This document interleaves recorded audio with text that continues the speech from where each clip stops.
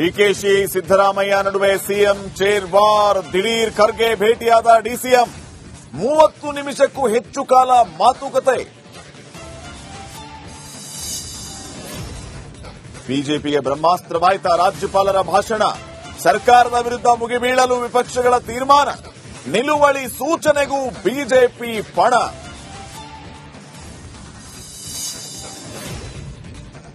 ಹೋಳಿಗೆ sauce ಬೆನ್ನಲ್ಲೇ ಬೆಲ್ಲದಿಂದಲೂ ಆಪತ್ತು. ಆಹಾರ ಇಲಾಖೆ ಪರೀಕ್ಷೆಯಲ್ಲಿ ಕಳಪೆ ಎಂದು ರಿಪೋರ್ಟ್. ದಿನದಿಂದ ದಿನಕ್ಕೆ ಹೆಚ್ಚುತ್ತಲೇ ಇದೆ ಬ್ಯಾನ್ಗಳ ಪಟ್ಟಿ.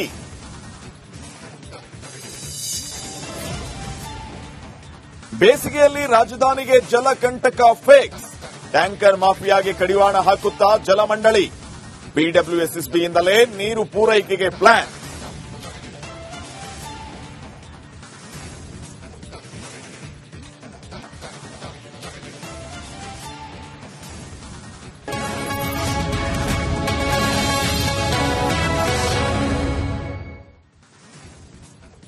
ನಮಸ್ಕಾರ, ರಿಪಬ್ಲಿಕ್ ಕನ್ನಡ ನ್ಯೂಸ್ಗೆ ಸ್ವಾಗತ. ನಾನು ಶ್ರೀಪಾದ್ ಪಾಟೀಲ್. ವಿದೇಶದಿಂದ ಚಿನ್ನವನ್ನ ಅಕ್ರಮವಾಗಿ ರಫ್ತು ಮಾಡ್ತಾ ಇದ್ದ ವಿಚಾರಕ್ಕೆ ಸಂಬಂಧಪಟ್ಟಂತೆ ಈಗ ನಟಿ ರನ್ಯಾ ರಾವ್ ಅವರನ್ನ ಪೊಲೀಸರು ಅರೆಸ್ಟ್ ಮಾಡಿರುವಂತಹ ಒಂದು ಬೆಳವಣಿಗೆ ಆಗಿದೆ. ವಿದೇಶದಿಂದ ಅಕ್ರಮವಾಗಿ ಚಿನ್ನವನ್ನ ಸಾಗಾಟ ಮಾಡುವ ಆರೋಪ ಇವ್ರ ಮೇಲೆ.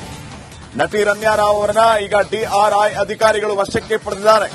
ಕೆಂಪೇಗೌಡ ಏರ್ಪೋರ್ಟ್ ಅಲ್ಲಿ ರನ್ಯಾ ರಾವ್ ಅವರನ್ನ ವಶಕ್ಕೆ ಪಡೆದಿರೋದು. 14.8 ಕೆಜಿ ಚಿನ್ನಾಭರಣವನ್ನ ಸಾಗಿಸ್ತಾ ಇದ್ದ ಆರೋಪ ಈಗ ನಟಿ ರನ್ಯಾ ರಾವ್ ವಿರುದ್ಧ ಕೇಳಿ ಬಂದಿದೆ. ವಿದೇಶದಿಂದ ಹೆಚ್ಚುವರಿ ಗೋಲ್ಡ್ ತಂದಿದ್ದಾಗಿ ಆರೋಪ. ಕಸ್ಟಮ್ಸ್ ಅಧಿಕಾರಿಗಳಿಂದ ವಶಕ್ಕೆ ಪಡೆದು ವಿಚಾರಣೆಯನ್ನ ನಡೆಸಲಾಗಿದೆ. ನಿನ್ನೆ ರಾತ್ರಿ ದುಬೈಯಿಂದ ಬೆಂಗಳೂರಿಗೆ ಬಂದಿದ್ರು ನಟಿ ರನ್ಯಾ ರಾವ್. ಇವ್ರ ಮೇಲೆ ಈಗ ವಿದೇಶದಿಂದ ಅಕ್ರಮವಾಗಿ ಚಿನ್ನ ಸಾಗಾಟದ ಆರೋಪ ಕೇಳಿ ಬರ್ತಾ ಇದೆ. ಇವರಿಂದ ವಶಕ್ಕೆ ಪಡೆದಂತಹ ಚಿನ್ನ ಬರೋಬ್ಬರಿ 14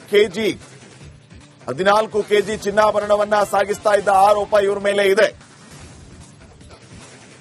ಇವಾಗ ಇನ್ನಷ್ಟು ಮಾಹಿತಿಯನ್ನು ನೀಡುತ್ತಾರೆ ಪ್ರತಿನಿಧಿ ನಾಗರಾಜ್. ಈಗ ಫೋನ್ ಸಂಪರ್ಕದಲ್ಲಿ. ನಾಗರಾಜ್, ಈ ನಟಿ ರನ್ಯಾ ರಾವ್ ವಿರುದ್ಧ ಈ ರೀತಿಯ ಆರೋಪ ಕೇಳಿ ಬರ್ತಾ ಇರೋದು, ಸದ್ಯಕ್ಕೆ ಏನೆಲ್ಲ ಮಾಹಿತಿ ಸಿಗ್ತಾ ಇದೆ?